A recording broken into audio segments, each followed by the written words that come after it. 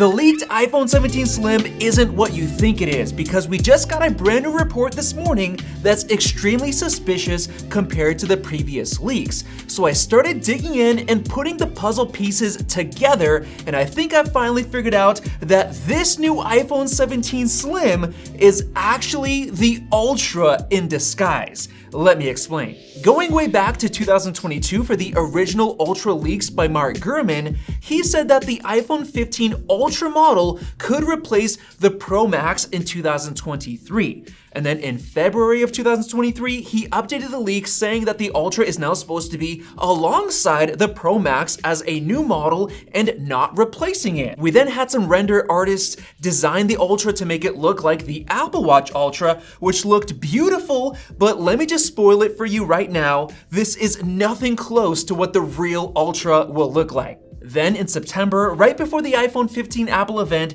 he said the Ultra was no longer coming as there were clearly only 4 models, including the 15 Pro Max, and that's exactly what we got with the current lineup that we have today. But he did mention that Apple was still working on the Ultra and that it could get delayed by an additional year. But here we are, only 2 months away from Apple's iPhone 16 event, and we already know what that series is gonna look like based on a ton of different leaks. We're gonna get the same 4 iPhone models as before: the iPhone 16, 16 Plus, 16 Pro, and 16 Pro Max. So no Ultra model this year, once again, no doubt about it. However, there is a very important detail in the iPhone 16 leaks that's essential towards figuring out the truth about the iPhone 17 Slim or Ultra model. This year's upcoming 16 Pro models will get larger displays, 6.3 inches compared to 6.1 and 6.9 inches compared to 6.7, while the regular 16 and 16 Plus will remain at the same sizes. Now this looks like natural progression towards upgrading the Pro models and leaving the regular models behind, but we had a huge leak that makes perfect sense, pointing to next year's regular iPhone 17 models, the 17 and 17 Plus, getting that same bump up to 6.3 inches and 6.9 inches for the displays, just 1 year late compared to the Pros. This of course makes perfect sense, and it's a great way to keep the regular models 1 year behind in terms of tech advancements.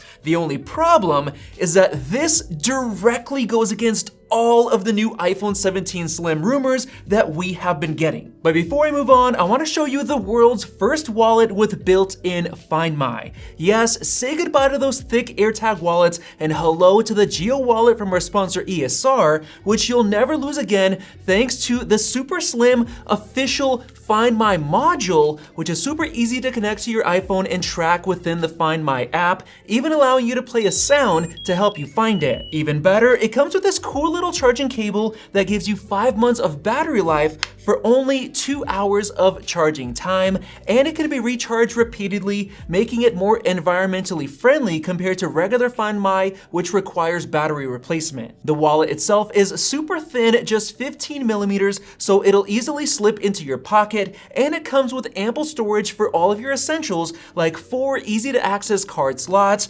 2 ID windows, and room for a bunch of cash. It's made from top quality faux leather, and it comes in 7 different colors. It's currently being sold on Kickstarter and expected to ship in early September, so pick one up for yourself or as a gift for someone else by using the link in the description below. Back in May of this year, we got our very first leak pointing to the iPhone 17 Slim model from Jeff Poo, and apparently it's supposed to have a smaller display than the current Plus and Pro Max models, which doesn't really make sense. And apparently, the Slim is supposed to replace the Plus model. Now, why would he say that? Well, maybe because he heard it's supposed to have an aluminum chassis and the smaller display and lower specs, so it's gotta be an iPhone Plus replacement, right?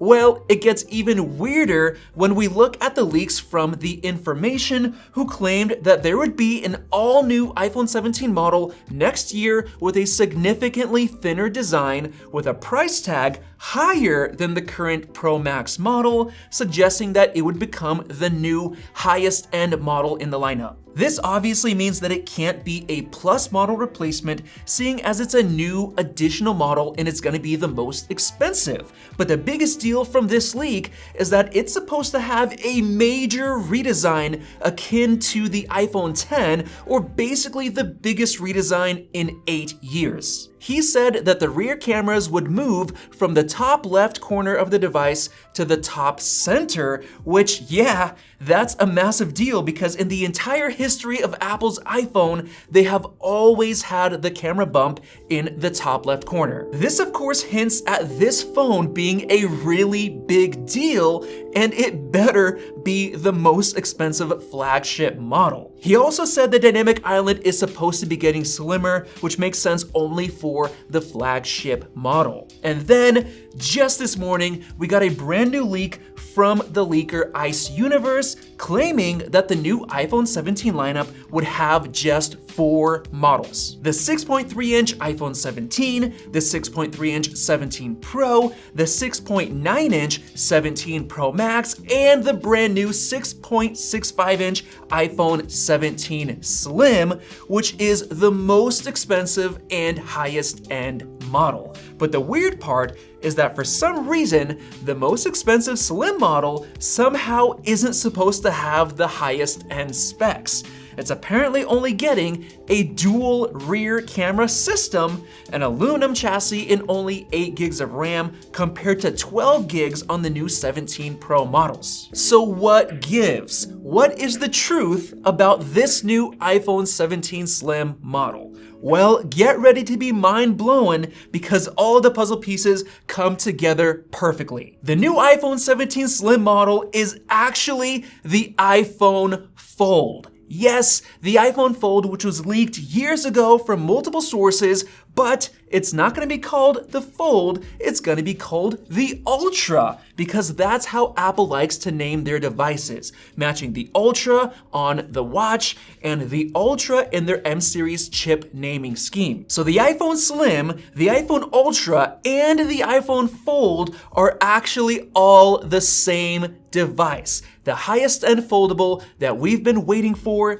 years. And how does this make sense? Well, I think the reason everyone is calling it the iPhone 17 Slim is because this device is significantly thinner than any other iPhone. And if you think about it, Apple would only make it this thin if they planned to fold it together like a clamshell or razor flip phone so that when you have the two halves stacked together, it still feels like a normal phone in terms of thickness and not a massive brick. That perfectly explains why this device is so slim. And on top of that, it also explains why it could only have a dual rear camera, because fitting a telephoto lens could be too difficult while keeping it that thin. This also explains why Apple would downgrade the display size to only 6.65 inches, because it's not a traditional display, it's a foldable. And at that point, it doesn't really matter if the display is smaller than it used to be.